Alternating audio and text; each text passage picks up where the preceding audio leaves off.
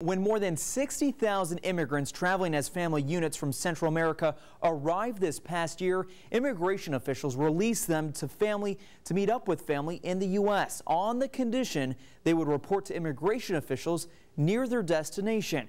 Now ICE officials report the vast majority aren't checking in. Homeland should have known this. This is what I've been talking about for a long time. It doesn't surprise me. And now we gotta find those people.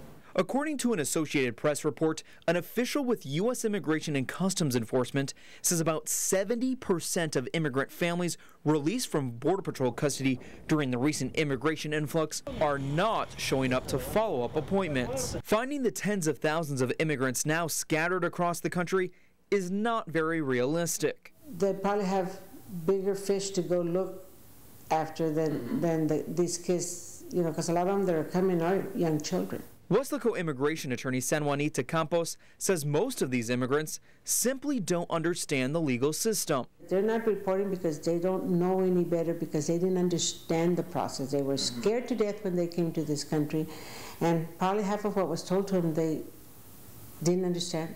And she doesn't blame them. You know, I was a personal injury attorney for 27 years, and now I see it as a piece of cake compared to immigration court. So where are they?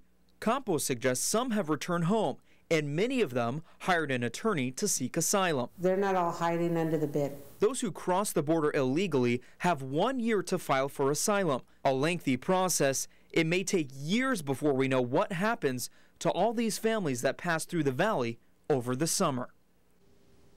Final deportation had been ordered for at least 860 people traveling in families caught at the border since May, but only 14 people have reported as ordered. In the studio, Brett Crandall, Action 4 News.